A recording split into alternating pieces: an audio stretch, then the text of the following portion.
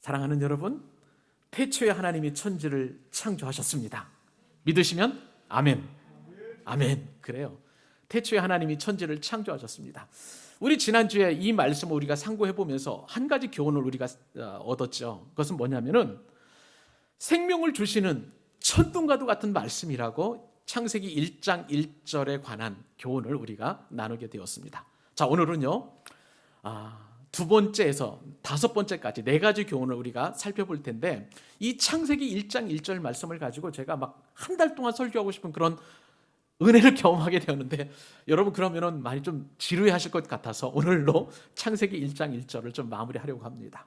오늘 하나님께서 주신 두 번째 교훈은요, 이 창세기 1장 1절 말씀을 통해서 만물의 시작이 있음을 선포하는 말씀이라는 거예요.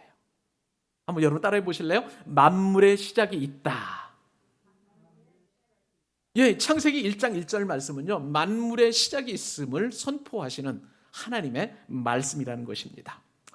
여러분, 창세기 1장 1절 말씀 여러분은 어떻게 읽으셨는지 모르겠습니다만은, 태초에 하나님이 천지를 창조하시니라, 이 말씀은 설득이 아니에요. 논증도 아닙니다. 저와 여러분에게 설명하는 말씀도 아니에요. 그냥 하나님이 천지를 창조하셨다라고 웅장하게 그렇게 선포해 버리고 맙니다. 여러분, 이 창세기 1장 1절은요 성경의 문고리와도 같은 말씀이에요. 그죠? 우리가 창세기 1장 1절 빼놓고 성경으로 들어갈 수 있나요?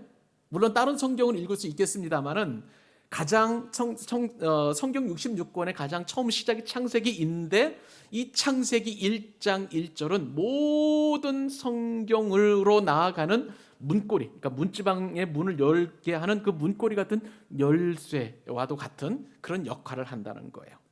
근데 이 창세기 1장 1절이 우리나라 성경에도 은혜가 되지만, 원래 원문의 성경을 여러분에게 좀 설명해 드리려고 합니다. 원문을 이렇게 시작을 해요. 베레시트 바라 엘로힘 엣 하샤마임 베엣 하 아레츠. 오, 예, 자막이 나오네요. 자막이 나옵니다. 히브리어는 항상 오른쪽에서 왼쪽으로 읽게 되는데, 여기에 보면 가장 먼저 나오는 단어가 뭐냐면 베레시트예요. 뭐라고요? 여러분들에게 이 말씀은 꼭 한번 기억해 놓기를, 이 단어를 기억해 두기를 추천해 드립니다. 성경은 우리는 태초에 하나님이 천지를 창조하시냐 이렇게 시작하지만, 이 히브리어 원어 성경에 따르면 가장 먼저 첫 단어가 바로 이 베레시트라는 거예요. 베레시트. 이 단어가 무척이나 중요합니다. 우선 이 창세기는 어떤 뜻을 가지고 있느냐? 한자지죠. 창조하다 할 때 그 창자예요. 만물을 창조하다 할 때 그 창자, 세는 세상할 때 그 세상이죠. 기는 기록하다 할 때, 그러니까 세상을 창조하신 기록이라고 이렇게 우리가 창세기를 설명할 수 있는데, 근데 말씀을 드린 대로 이 히브리어 성경에 따르면 가장 첫 단어가 베레시트라는 단어를 쓰고 있습니다. 이것은 바로 태초에라는 거예요. 그래서 영어 성경에 보니까 in the beginning, 모든 것이 시작할 때 God created the heavens and the earth. 하나님께서 하늘과 그리고 땅을 창조하셨다라고 이렇게 성경에 기록되어 있습니다. 자, 이 베레시트가 굉장히 중요한 단어인데, 옛날에 원래는 이 구약 성경은 히브리어로 기록되어 있는 거 여러분도 상식적으로 잘 아실 거예요. 그런데 이 히브리어 성경을 헬라어로 번역하는 과정이 있었습니다. 그것이 이제 로마 시대에 있었었는데, 그 헬라어로 번역한 성경을 70인역이라고 해요. 그래서 70명이 그때 당시에 서기관들, 성경을 기록하고 헬라어와 히브리어 능통했던 사람들이 70명이 이제 이 성경을, 죄송합니다. 1세기가 아니죠. 그 뒤에 한참 뒤입니다. 제가 좀 잘못 착각을 했습니다. 이 70인역을 번역하면서 이제 이 베레시트를 번역을 하겠는데, 그 가운데 이 베레시트를 어떻게 번역했느냐? 헬라어로 게네세오스라는 단어를 썼습니다. 여러분의 설교 안에 보시면 그 게네세오스라는 단어가 있어요. 근데 이것이 영어 성경에서 태초에라는 것을 제니시스라는 말로, 음을 가져와 가지고 제니시스라는 말을 번역을 해서, 영어 성경에 보면 여러분 창세기가 제니시스로 이렇게 표현되어 있는 것을 보게 됩니다. 여러분들은 영어 성경보다도 차 이름 제니시스 잘 알고 계시죠? 좋은 차잖아요. 창세기라는 그런 뜻을 가지고 있습니다. 자, 그런데 이 창세기 1장 1절을 묵상해 보면서 제가 떠올린 것은요, 족보예요. 족보입니다. 그것은, 족보라는 것의 의미는 뭐냐면 자신의 뿌리를 찾아가는 그런 어떤 과정이잖아요. 자기가 어느 선조가 누구이고, 그리고 그 족보 아래에서 나는 얼마만큼 어느 위치에 있는가를 알게 하는 그러한 이제 책이 바로 족보라고 할 수가 있는데, 저 여러분요, 이래봬도요, 안동권씨, 추밀공파, 34대손 후손입니다. 별로 그렇게 여러분 감동이 없으시죠? 저는 굉장히 뿌듯한 자부심을 가지고 있어요. 안동권씨는 여러분이 인정하지 않아도요, 양반 가문이라고 보통 이야기합니다. 원래의 그 고려 왕건이 이제 고려를 건국하게 될 때에 원래 토호 부족 가운데, 신라 토호 부족 가운데 안동 김씨 자손이 있었던 모양이에요. 그 자손들 가운데에 이제 고려 개국에 굉장히 공헌을 세운 그 세 아들들이 있었었는데, 그래서 장자는 안동 김씨, 그래서 차자는 뭐 안동권 씨, 또 다른 하나는 뭐 막내는 안동 장씨, 이렇게 성을 이렇게 주었다는 거예요. 그래서 이제 안동권 씨인데, 안동권 씨는 고려 왕족의 그 여러 가지 이제 후손으로서 좀 위치를 누리고 있는 그런 어떤 양반 가문이라고 하는데, 제가 여러분 부끄럽게 이 족보를 자랑하는 것이 아니라 족보에는 한계가 있다는 거예요. 한계가 있다는 거예요. 추밀공이라는 분을 통해서 제가 34대이지만 그러나 그 이상의 것을 찾아낼 수 없다는 거예요. 그 이상, 우리 조상의 또 그 조상은 누구인지를 설명해 주고 있지 않다는 거예요. 이게 바로 족보의 한계입니다. 그러나 성경은 달라요. 모든 문화와 모든 사람과 그리고 모든 시대, 모든 민족의 기원을 초월해서 모든 기원을 이 성경인 창세기가 설명하고 있다는 것입니다. 성경은요, 우주 만물의 기원 그리고 종말에 대해서 분명한 해답을 주고 있습니다. 그런 면에서 족보와 차원이 다르고요, 그리고 인간의 어떤 신화와 차원이 다르다는 것을 우리가 인정할 수밖에 없습니다. 이 만물의 시작을 기록한 내용은 창세기에만, 성경에만 등장하고 있습니다. 예로부터 사람들을 어떻게 평가를 했냐면, 지혜 있는 사람들이라는 말에서 이제 호모 사피엔스라는 말을 쓰고 있습니다. 그런데 이 호모 사피엔스는 끝없이 넓은 우주, 밤하늘의 그 별들을 바라보면서 저 우주 끝은 어디인가를 늘 그렇게 생각을 했어요. 뿐만 아니라 드넓은 대지와 바다를 바라보면서 우주 만물의 모든 기원과 끝은 어디인가라는 생각들을 호모 사피엔스는 늘 생각을 했던 것이죠. 그러면서 호기심을 가지고 관찰하고 연구하고 추론하고 생각을 해서 세상의 시작은 이럴 것이다, 세상의 종말은 이럴 것이다 라고 그렇게 끊임없이 사람들이 그렇게 책을 통해서 또 연구를 통해서 발표를 하고 또 그렇게 지식을 축적해 왔습니다. 그래서요, 그 결과 만물의 기원의 시작을 어떤 사람들은요, 우주의 시작을 빅뱅이라는 것은 큰 폭발을 말하는 거예요. 그러니까 어느 날, 그러니까 모르겠어요, 몇십억 년 전, 몇십억 년 전, 뭐 몇백억 년 전이 모르겠지만 어느 한 시점이 있는데 우주가 그냥 갑자기 팡 하고 폭발을 해가지고요, 그 폭발로 하여금 우주가 점점 확장되어 가고, 그 뒤에 이제 뭐 지구가 생기고 뭐 천체가 생기고 이런 어떤 주장을 하는 분들이 계십니다. 이게 이제 빅뱅설이라고 보통 얘기를 하고요. 어떤 사람은 우주의 기원을, 또 생물의 기원을 어떻게 이야기하냐면, 뭐 점점 진화가 되어서 지금 이렇게 사람이 만들어지고 또 짐승이 만들어지고 그랬다는 거예요.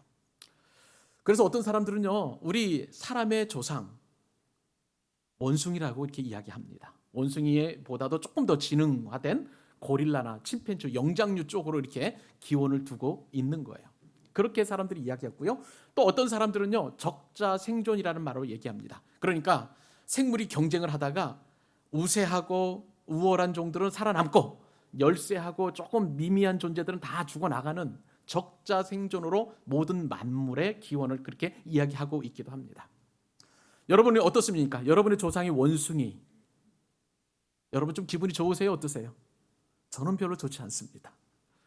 그런데 이런 모든 빅뱅설이나 적자생존이나 진화론 같은 경우에는요, 어떤 한계점이 있냐면 그것을 명백하게 증명해내는 논증의 증거가 없고 이것은 그냥 추론할 뿐이고 추측할 뿐이라는 그런 한계점을 가지고 있습니다.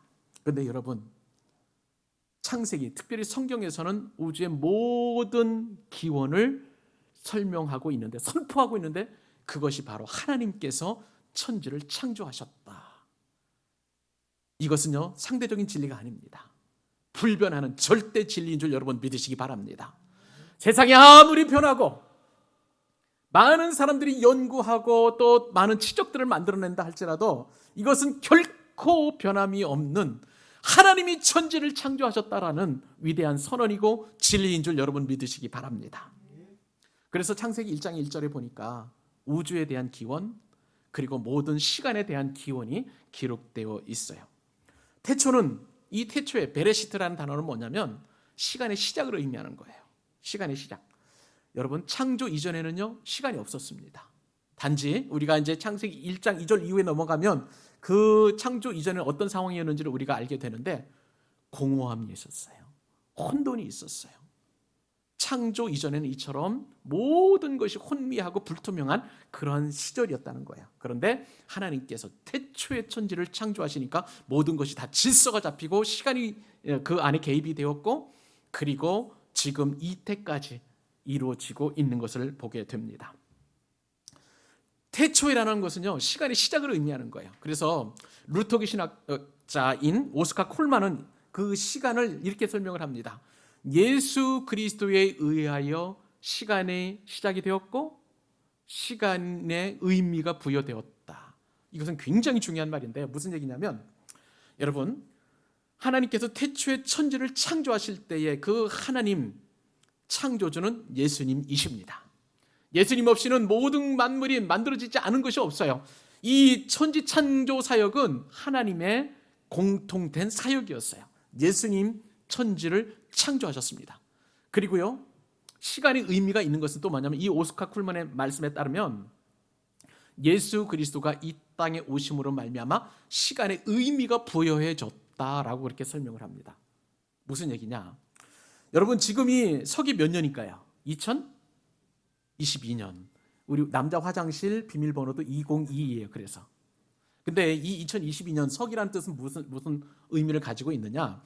예수님께서 태어나신 그 해를 기준으로 해서 예수님께서 태어나기 이전을 BC, 기원 전이라고 하는데 Before Christ라는 뜻을 가지고 있어. 예수님이 태어나시기 이전, 주전이죠. 그러니까. 그리고 예수님께서 태어난 그때를 이제 기념을 해서 이제 서기로 이렇게 바뀌게 되는데 주후로 바뀌게 됩니다. 이 서기라는 것은 예수님께서 태어나신 해, 이것을 이제 라틴어로 anno 도민이라는 그런 단어를 쓰는데 영어로 보면 in the year of our Lord, 우리 주님의 해라는 뜻을 가지고 있어요. 그러니까 서기는 바로 예수님께서 탄생하신 것을 계기로 해서 지금 2022년도가 되었다는 뜻을 가지고 있습니다. 여러분, 역사는 영어 단어로 뭐예요? 히스토리잖아요. 그죠? 히스토리는 뭐냐면은 히스 스토리예요. 히스가 바로 그 예수님이에요. 예수님의 이야기가 바로 역사라는 것을 성경은 이야기하고 있습니다. 그러니까 여러분, 모든 만물의 시초는 예수님이시고 천지를 창조하셨기 때문에 그렇습니다. 그리고 시간의 의미가 부여된 것도 바로 예수님의 탄생을 통해서 BC와 AD로 나눠지게 되는 거예요. 그렇기 때문에 시간의 의미, 시간의 주창자, 시간의 주관자, 그리고 시간의 의미를 부여해 주신 것도 바로 예수님이라는 사실을 우리는 말씀을 통해서 깨닫게 됩니다. 예수님은요, 여기서만 끝나는 게 아니에요. 시간의 창조자이실 뿐만 아니라 시간의 종결자이시기도 하십니다. 그래서 사도 요한은 이러한 예수님을 이렇게 표현을 했어요. 요한계시록 22장 13절 말씀에 따르면 예수님이 시간에 관해서 어떤 주권을 가지고 계시느냐? 나는, 읽어볼까요? 같이? 자, 시작. 나는 알파와 오메가, 처음과 마지막이요 시작과 마침이라. 이 알파와 오메가라는 것은 헬라어의 철자예요. 알파벳이에요. 우리가 기억부터 해가지고 히읗까지, 끝까지 우리가 철자를 가지고 있는 것처럼 알파 그리고 오메가는 헬라어의 처음과 마지막이에요. 마지막 그 단어예요. 그러니까 예수님이 바로 이 시간의 알파이시고 시간의 오메가이시고 처음과 마지막이고 시작과 마침이다. 우리의 종말은요, 예수님 이 땅에 오시면 이제 모든 시간이 다 멈춰 버리게 됩니다. 그것이 바로 종말이라는 것이죠. 그 시간의 주관자이신 예수님께서 저와 여러분에게 2022년도 새해를 허락해 주신 줄로 믿습니다. 하나님은 새해에 우리에게 새 일을 시작하시겠다 분명히 약속해 주셨어요. 할렐루야. 사랑하는 여러분, 우리가 송구 영신 예배나 지난주 예배나 아니면 여러분 개인적으로 마음에 올 한 해 동안 하나님께서 베풀어 주실 은혜를 기대하실 수 있기를 바랍니다. 여러분은 생각지도 못한 크고 은밀한 일을 반드시 저와 여러분에게, 우리 교회에 베풀어 주실 줄로 믿습니다. 여러분의 가정 가운데, 여러분의 사역 가운데, 여러분의 사업과 여러분의 직장 가운데, 여러분의 가정 가운데 시간의 의미를 보여주신 예수님께서 여러분의 삶에 개입하셔서 놀라운 일을 행하여 주시겠다고 말씀하시는 거예요. 여러분, 이 축복을 받아 누리실 수 있기를 바랍니다. 지금 미약하시죠? 올 한 해 동안 시작할 때 멋들어지게 시작 안 하셔도 좋습니다. 그러나 여러분, 이 말씀, 축복의 말씀으로 꼭 기억하실 수 있기를 바랍니다. 하나님께서 이 새해에 주시는 축복의 말씀, 욥기서 8장 7절 말씀 같이 한번 읽어보십시다. 축복의 말씀입니다. 나의 것으로 삼고 같이 읽으십시다. 시작. 내 시작은, 내 나중은 심히 창대하리라. 여러분, 여기다 너 대신에 나를 넣으세요. 내 시작은. 자, 그렇게 읽어보십시다. 시작. 내 시작은, 내 나중은 심히 창대하리라. 지금은 미약한 시작이지만 여러분, 올 연말에서는 창대한 은혜를 주실 것을 믿고 올 한 해 동안 믿음으로 끝까지 승리하는 저와 여러분 되시기를 주님의 이름으로 축복합니다. 또 다른 교훈 하나 살펴볼까요? 오늘 말씀을 통해서 주시는 하나님의 은혜입니다. 그것은요, 만세 전에 나를 창조하신 하나님의 은혜라는 사실입니다. 태초에 하나님이 천지를 창조하시니라. 이 말씀을 보니까 아까 영어 성경에 분명히 구분되어 있죠. 하늘도 만드시고 땅도 만드셨다. 그리고 그 이후에 이제 창세기 말씀에 보면 하나님께서 온 우주를 에 있는 모든 행성들과 그 다음에 태양과 달과 지구도 만드셨을 뿐만 아니라 지구 안에서 살아가는 나무, 풀, 그 다음에 동물, 짐승들, 수많은 것들을 다 만드셨어요. 그런데 여러분, 여기서 끝나는 것이 아니라 태초에 하나님이 천지를 창조하셨다는 그 말씀 안에는 나를 창조하셨다는 뜻도 이 말씀 안에 들어있다는 사실입니다. 여러분, 이것은요, 우리가 과학적인 지식 조금만 알면 하나님께서 나를 만들으셨다는 것을 우리가 부인할 수 없다는 것을 알게 돼요. 여러분, 우리 인간의 그 시작은 뭔지 아세요? 어머니 뱃속에서 아빠의 정자와 엄마의 난자가 결합을 해서 한 세포가 이제 연합을 하게 됩니다. 결합을 하게 되는데 이제 이 결합한 이후에 어떤 은혜가 나타나냐면 이것이 계속 분열을 하는 거예요. 2의 n분으로, 2의 n승으로 계속 분열합니다. 그러니까 2개가 4개가 되고 4개가 8개가 되고 8개가 16개가 되고 계속 분화가 되는 거예요. 근데 여러분, 이러한 내용이 무려 수천 년 전에 기록된 성경 안에 이 내용이 기록되어 있다면 여러분 믿으시겠습니까? 오늘 말씀, 이 말씀을 설명해 주는 말씀이 있어요. 시편 139편 13절 같이 한번 읽어보십시다. 시작. 주께서 내 내장을 지으시며 나의 모태에서 나를 만드셨나이다. 이번에는 이사야서 44장 2절입니다. 같이요. 자, 시작. 너를 만들고 너를 모태에서부터 지어낸 너를 도와줄 여호와가 이같이 말하노라. 나의 종 야곱 내가 택한 여수로나 두려워하지 말라. 아멘. 자, 이 말씀에 따르면 다시 설명을 드립니다. 아빠의 정자와 엄마의 난자가 결합해서 이제 이의 n승으로 계속 세포 분열을 하게 되는데, 그렇게 해서 이 성인, 저 같은 사람 한 사람의 세포가 적은 사람에게는 60조 개예요. 많은 사람에게는 100조 정도의 세포 수가 이루어서 한 사람의 그 사람이 만들어지게 됩니다. 자, 그런데 이렇게 성인이 되는 이 많은 세포 가운데 가장 첫 출발하는 이 세포가 있잖아요. 근데 이 세포가 분열해서 계속 이제 사람이 되어 가는데, 그런데 난자와 정자가 결합을 해서 한 4, 5일 정도 되면 이의 n승으로 분열을 해서 무려 64개가 된다고 합니다.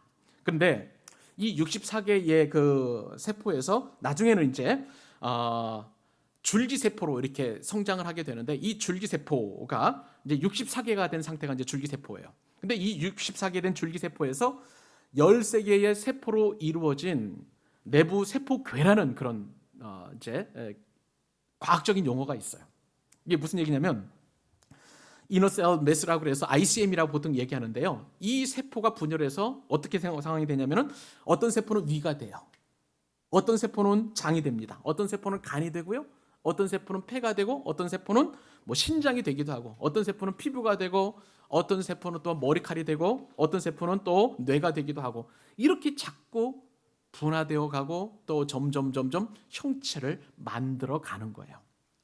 근데 성경 말씀에 따르면 어머니의 모태에서부터 나를 만들었다. 그 이야기는 뭐냐면요, 하나님께서 나를 창조하셨다라는 그 말씀이 과학적으로 입증이 될 뿐만 아니라, 그리고 저와 여러분이 어머니 뱃속에 있었을 때부터 이렇게 하나님께서 창조된 창조 작품이라는 것을 우리가 알게 되는 거예요.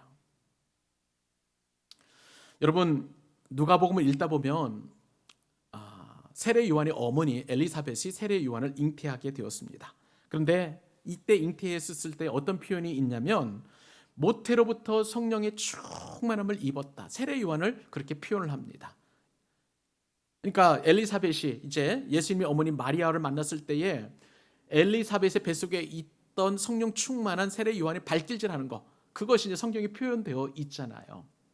자, 이 이야기는 뭐냐면요, 하나님께서, 성령 하나님께서 세례 요한의 뇌를 주장하고 있다는 것을 그렇게 이야기하고 있습니다. 그만큼 성령께서, 하나님께서 저와 여러분의 모든 삶을 주장하고 계심을, 창조하고 계심을 이렇게 성경은 이야기하고 있는 것이죠. 그러므로 여러분, 사람의 생명은 너무나 소중합니다. 태아의 생명도 소중한 줄 믿으시기 바랍니다. 왜요? 하나님께서 창조하셨기 때문에 그래요. 그렇기 때문에 우리 그리스도인은 하나님께서 창조주이심을 믿는다면 그 어떤 일이 있어도 낙태를 해서는 안 된다는 것을 우리가 알게 되는 거예요. 근데 제가요, 이렇게 모태에서부터 우리를 창조하신 그 하나님만 묵상한 것이 아니라 이보다 더 놀라운 사실을 한 가지 더 깨닫게 되었습니다. 그것은 뭐냐면 하나님께서 저를 만세 전부터 구원하시기로 예정하셨다는 사실이에요. 여러분, 한 사람 한 사람을 구원하시기 위하여 영원 전부터 우리를 구원하셨다라고 여러분 믿으시기 바랍니다. 저와 여러분의 구원은 그렇기 때문에 내가 예수를 믿어서가 아니에요. 내가 신앙생활 잘해서 내가 구원받는 게 아니라는 사실입니다. 사랑하는 여러분, 저와 여러분의 구원은 만세 전부터 예정하신 하나님의 그 예정하심에 의하여 하나님의 백성이 된 줄 믿으시기 바랍니다. 내가 선한 일을 해서, 내가 직분 잘 감당을 해서, 내가 그리고 어려운 사람 잘 도와서 구원받는 게 아니라는 사실이에요. 이것은 전적인 하나님의 은혜인 줄로 믿습니다. 이것을 어려운 신학 용어로 예정론, predestination이라고 해요. 하나님께서 우리를 구원하시기로 미리 예정하셨다는 사실이에요. 여러분, 이 예정론이 우리에게는 얼마나 큰 은혜가 되는지 여러분 기억하셨으면 좋겠는데요. 내 삶이 아무리 어렵다 할지라도, 내가 죄악 가운데 고통 가운데 있다 할지라도, 나는 지금 병들어 있고, 나는 지금 돈도 없고, 나는 지금 아무리 미력하기만 해도 여러분, 그것이 우리의 구원을 침해하거나 하나님의 사랑에서 끊을 수 없다는 사실을 믿으시기 바랍니다. 왜요? 하나님께서 나를 먼저 구원하시기로 예정한 하나님의 백성이기 때문에 그런 거예요. 그 하나님께서 이 시간 여러분들에게 은혜를 선포하십니다. 여러분, 한 사람 한 사람을 하나님의 백성 되게 하여 주셨습니다. 예수 그리스도의 그 거룩한 피로 구원하셨음을 이미 오래전부터, 만세전부터 예정하셨음을 믿게 된다면 우리의 환경이 아무리 어렵다 할지라도 우리는 낙심하거나 지치거나 피곤하지 않게 될 줄로 믿습니다. 나는 하나님의 사람이에요. 구원받은 백성이에요. 하나님께서 그 어떤 일이 있어도 나를 포기하지 아니하신다는 사실입니다. 이 믿음을 가지고 올 한 해 동안 여러분 승리하실 수 있기를 바랍니다. 승리하실 수 있기를 바랍니다. 이 예정론이 저와 여러분의 믿음을 굳건하게 해주실 거예요. 그 예정론의 은혜를 믿으시고 날마다 하나님께 나아가는 2022년도 하나가 되실 수 있기를 바랍니다. 세 번째 교훈 한번 살펴봅시다. 창세기 1장을 통해서 1장 1절을 통해서 우리에게 주시는 또 다른 교훈, 네 번째 교훈이네요. 태초 이전 영원부터 영원까지 하나님이 계시다는 사실이에요.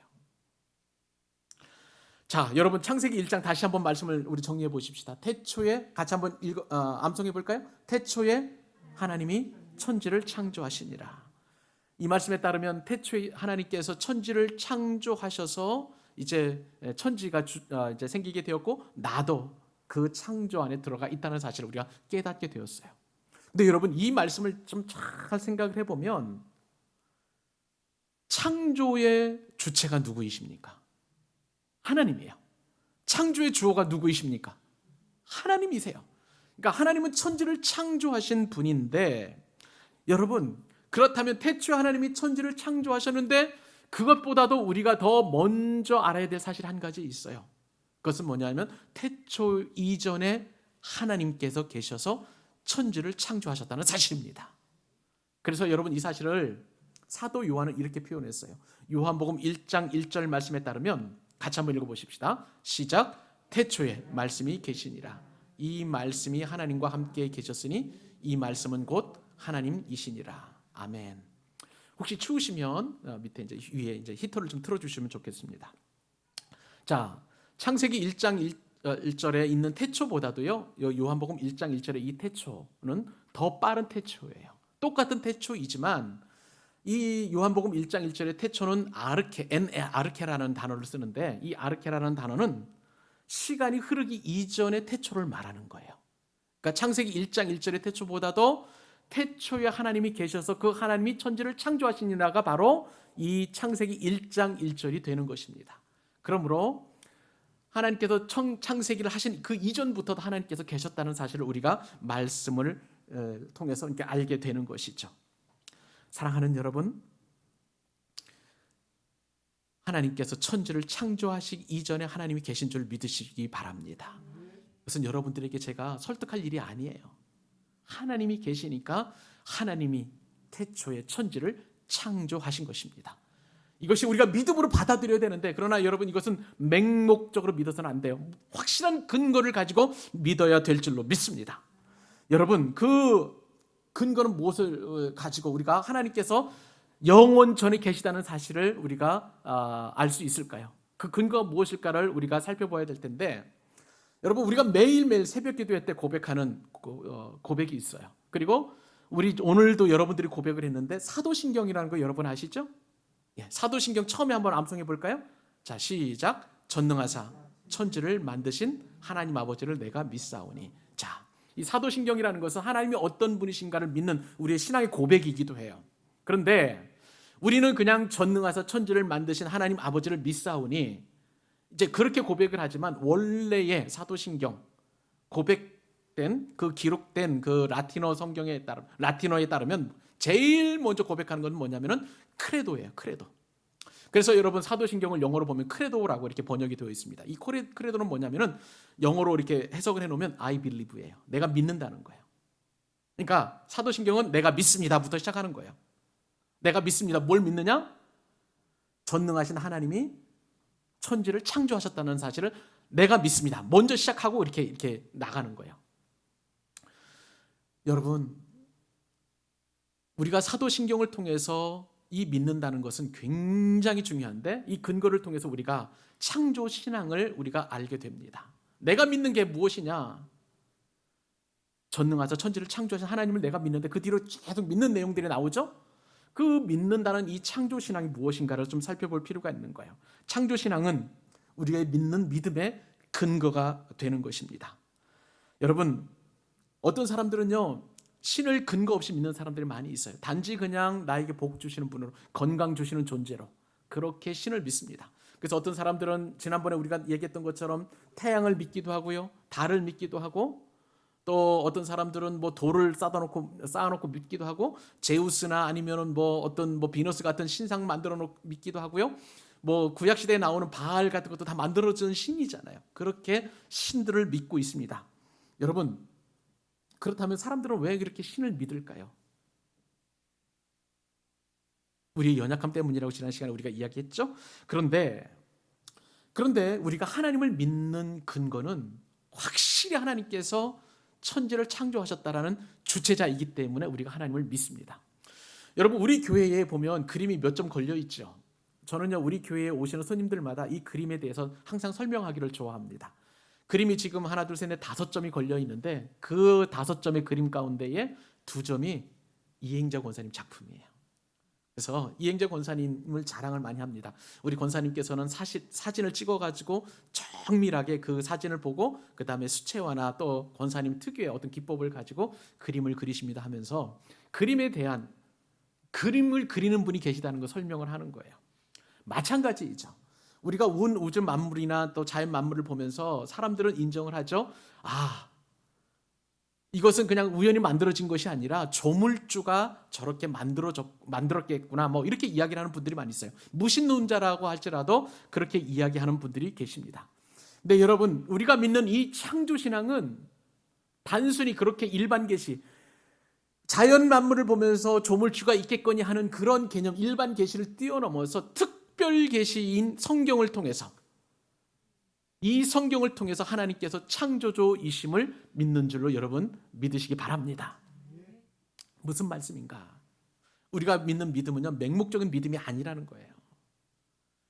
반드시 이 성경에 근거해서 하나님의 말씀 그 자체이신 성경을 근거로 해서 우리가 이 창조신앙을 믿는다는 사실입니다.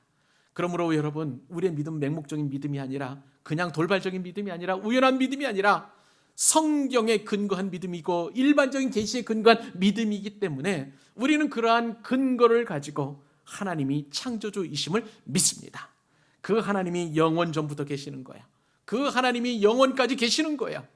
시간의 창조자이실 뿐만 아니라 시간의 또한 종결자이시기도 하신다는 사실이에요. 이 사실이 여러분에게는 큰 위로와 은혜가 될 줄로 믿습니다. 이 믿음을 가지고 올 한 해 동안 매 시분초마다 은혜를 주시고 저와 여러분을 이끌어 가시고 인도하시는 하나님이심을 믿고 끝까지 승리하는 여러분들 되실 수 있기를 간절히 축복합니다.